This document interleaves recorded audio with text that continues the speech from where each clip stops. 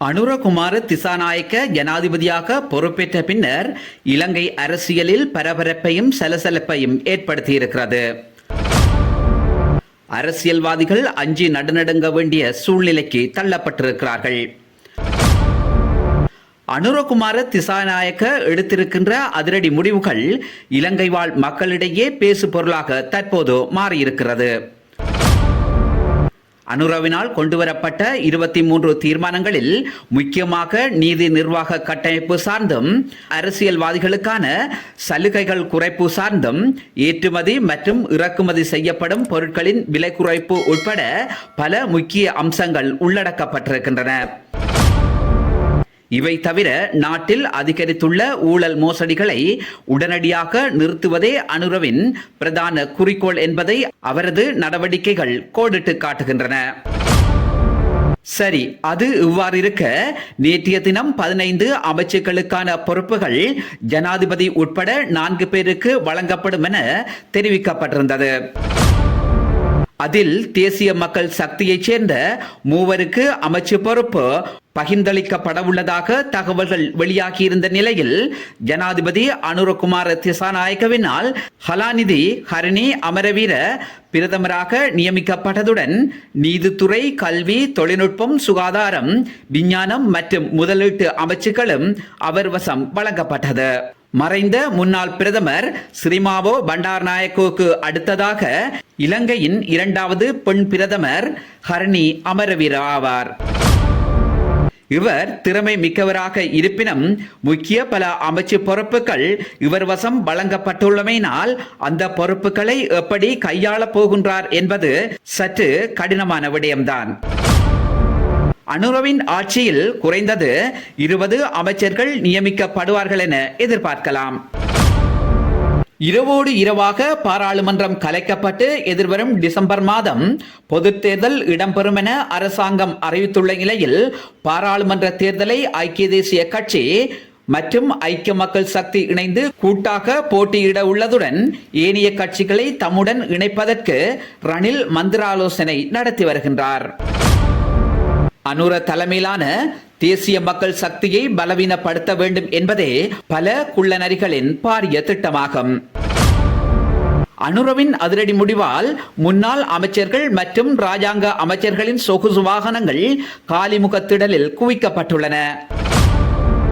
ஆனால் அந்த சொகுசு வாகனங்கள் யாருடையது என இனங்காணுவதில் பாரிய சிக்கல் ஏற்பட்டுள்ளதாக அரசு தரப்பு தகவல்கள் தெரிவிக்கின்றன. மற்றும் ஊழலை ஒழிப்பதற்கு அனுர வலைவீசி வருகிறார்.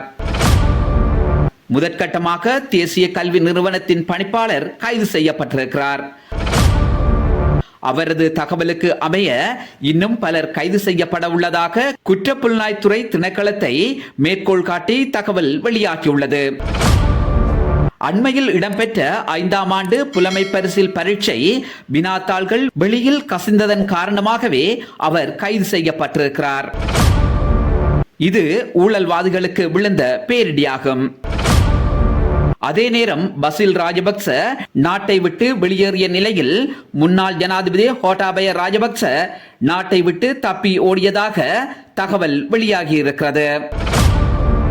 30 முக்கிய புள்ளிகளின் பெயர்களை ஜனாதிபதி அனுரகுமார திசாநாயக்க கைது செய்வதற்கு விமான நிலையத்திற்கு அனுப்பி வைத்திருக்கிறார். இப்போது ஊழல்வாதிகள் மொழி பிதுங்கிய நிலையில் எப்போதும் கைது செய்யப்படக்கூடிய நிலையில் வேறு வழியின்றி அந்தரித்துக் கொண்டிருக்கின்றனர். இலங்கையில் எந்த ஒரு ஜனாதிபதியும் செய்யாத அதிரடி மாற்றங்களை அனுரகுமார திசாநாயக்க எடுத்திருக்கிறார் என்பது மக்கள் மத்தியில் உற்சாகத்தையும் நம்பிக்கையையும் ஏற்படுத்தியுள்ளது. இந்த வேகம் தொடர்ந்து இருக்குமா என்பதே இங்குள்ள சந்தேகம். அனுரவின் வேகம் சற்று குறைந்தாலும் அது அனுரவுக்கு பாதகமான சூழலை வகுக்க வாய்ப்புண்டோ? அனுரகுமார திசாநாயக்க நாடாளுமன்ற உறுப்பினராக இருந்த காலப்பகுதியில் பல அமைச்சர்களின் ஊழல்களை ஆதாரத்துடன் வெளிப்படுத்தியிருந்தார். அனுர மேற்கொண்டு வரும் திட்டத்தின் மூலம் இன்னும் பல அமைச்சர்கள் கைது செய்யப்படுவதற்கான வாய்ப்புகள் அதிகம் உண்டு. இதே நிலையில் தென் மாகாண ஆளுநர் லக்ஷ்மன் யாப்பா அபேவர்த்தன, வடமாகாண ஆளுநர் PSM சார்ல்ஸ் வடமேல் மாகாண ஆளுநர் மற்றும் கிழக்கு மாகாண ஆளுநர் உட்பட 6 ஆளுநர்கள் பதவியை ராஜினாமா செய்திருக்கின்றனர். இன்னொரு புறம் மைத்திரிபால சிறிசேன இனிமேல் தேர்தலில் போட்டியிடப் போவதில்லை என்கிறார். வெளிவிவகார அமைச்சர் அலி சப்ரி சொல்கிறார், அரசியலில் இருந்து விலகப் போவதாக. ஆகவே இதன் அர்த்தம் என்னவென்றால், ஊழல் செய்யாமல் எங்களால் வாழ முடியாது. ஊழல் செய்து அனுரவின் கையில் அகப்பட்டால் அதோ இதுதான் என்பதை அறிந்து கொண்ட வக்கற்ற அரசியல்வாதிகள் தாங்களாகவே ஒதுங்கிக் கொள்கின்றனர். அதன் அடிப்படையில் வடக்கு மற்றும் கிழக்கு மாகாணத்திற்கு தெரிவு செய்யப்பட்ட ஆளுநர்கள் இருவரும் தமிழர்கள். அவர்கள் இருவரும் தமிழ் மக்களின் இருப்பை அளித்ததோடு அவர்களை அடக்குமுறைக்கும் ஒடுக்குமுறைக்கும் இடையே வாழ்வதற்கான வழியை ஏற்படுத்தியிருக்கிறார்களே தவிர தமிழ் மக்களுக்காக அவர்கள் எதனையும் செய்ய முற்படவில்லை என்பதே யதார்த்தமான உண்மை. ஆகவே அனுரவை பொறுத்தவரை எந்த அரசியல்வாதிகளுக்கும் அஞ்சுபவர் அல்ல. ஆனால் அவர் கடுமையான சவால்களை எதிர்கொள்ள வேண்டி நேரிடும். அவருக்கு பெரிய சூழ்ச்சியொன்று நிச்சயம் மேற்கொள்ளப்படும். அதையும் துணிவுடன் எதிர்கொண்டு மீளுவாராக இருந்தால் வரலாற்றில் பதியப்பட வேண்டியவராக அனுரகுமார திசாநாயக்க இருப்பார் என்பதை எவராலும் தடுக்க முடியாது.